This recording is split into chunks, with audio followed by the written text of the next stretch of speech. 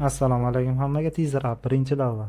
Swift'ni o'rganishdan oldin biz tayyor ilovani ishlatib ko'ramiz. Ya'ni Swift'da biz nima qila olamiz, Swift nimalarga qodir, nimalarni qilishimiz mumkin, qanday yaratiladi, shu savollarga javob topamiz.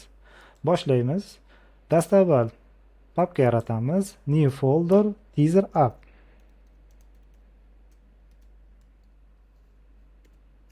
Teaser app degan papka yaratdik. Bo'ldi. Endi bizda Xcode dasturi kerak bo'ladi. Xcode dasturi sizlarda ko'rinmasa bu joyda appsga o'tamiz. X belgisini yozsak, Xcode kelib chiqadi. Xcode dasturiga kiraman, create new project. Ya'ni biz app yaratamiz, iOSni tanlaymiz. iOS app. Next tugmasini bosamiz. Birinchi loyiha. Men loyihani shunday nomlab oldim, siz boshqacha nomlashingiz ham mumkin. Next bosamiz. Qaysi papkada saqlayapmiz? Desktopni, teaser app papkamni tanlab qo'yaman.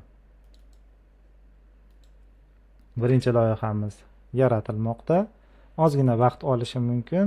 Bizda iPhone'ning shakli chiqadi bu joyda. Mana iPhone shakli chiqdi. Bu joyda nimalardan foydalanilyapti? Xuddi shu narsani hosil qilish uchun import Swift UI dan foydalanamiz. Ya'ni biz butun dasturimizni Swift dasturlash tilida yozamiz. Struct content view yaratilyapti. Content viewni ko'ryapmiz. Shu joy ko'rinayotgan hammasi content view hisoblanadi. Var body. Body degani tarjimasi o'zbek tilida tana, ya'ni dasturimizni tanasi shu joyda shakllanadi. Ko'radigan bo'lsak, vstack dan foydalanyapmiz. Vstack degani vertical stack, ya'ni vertikal tepadan pastga. Ya'ni bizda image, ya'ni rasm bor va tekst bor. Rasm va tekst vertikal holatda tepadan pastga turibdi. Birinchi qatorimizda globusning rasmi, glob. Ikkinchi qatorda bizni tekstimiz. Image, system imagedan chaqiryapti. System name, buni nomi glob. Image scale large, ya'ni qanday holatdaligi, kattaligi ko'rsatilyapti. Tekstimizda hello world. Kelinglar, men shuni hello Islombek deyman. Hello Islombek. O'zgardi. Tekstlar bilan ishlash. Kimdir Wordda ishlab ko'rgan bo'lsa buni biladi. Ya'ni tekstlarni katta, kichik, rangini o'zgartirishimiz mumkin. Kelinglar, buni shu joyda ham sinab ko'ramiz. Nimani qilamiz birinchi?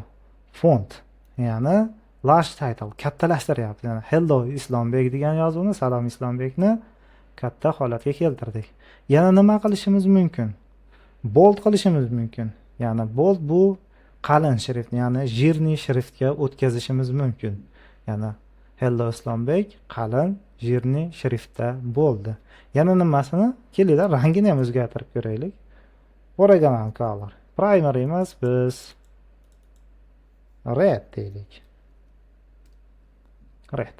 Qizil yozuv shakllandi. Biz uni masofasini, kelinglar yana bitta mana joyda padding nima vazifa bajarayotganini ko'raylik-da. Padding. Ya'ni padding masofani qochirib beryapti, ya'ni line. Ya'ni Wordda liniyalarda orasi bor-ku, xuddi shunday bo'ladi. Demak, padding berilyapti bunga. Demak, bu umumiy liniyalarni holati. Dasturning oxiriga o'tadigan bo'lsak, preview turibdi. Preview, content view. E'tibor beradigan bo'lsak, bu content view degan so'z bilan bu content view so'z bir xil. Demak, structda shakllanadi, ya'ni dasturimiz strukturasi shu joyda shakllanadi, ya'ni quriladi va bu joyda ishga tushiriladi deb tushunsak ham bo'ladi. Hozircha shular. Kelinglar, bizni prezentatsiyamizni ham ko'rib chiqamiz. Prezentatsiyada teaser appni yaratish. Bugungi maqsadimiz nima edi? Loyiha yaratish, yaratdik. Kodni o'zgartirdik. Agar kimdir esdan chiqib qolgan bo'lsa, videoni orqaga qaytarib bemalol ko'rishi mumkin. Kodni ishga tushirish. Kodni ishga tushirdik. Loyiha qanday yaratdik? New project qilib yaratdik. Xcode dasturini ochdik. Loyihaga nom berdik. Keyin run qildik, ya'ni ishga tushirdik. Hello world degan so'z chiqdi bizda. Qanday yasadik? Ya'ni yangi loyiha oynasi, iOSni tanladik, appni tanlab yaratdik. Biz kodimizni o'zgartirib ko'rdik. Salom, men Aziz debdi. Biz nima dedik? Salom, Islombek dedik. Ya'ni xohlagancha font berdik. Foreground color blue berdi. Biz red berib ko'rdik videomizda.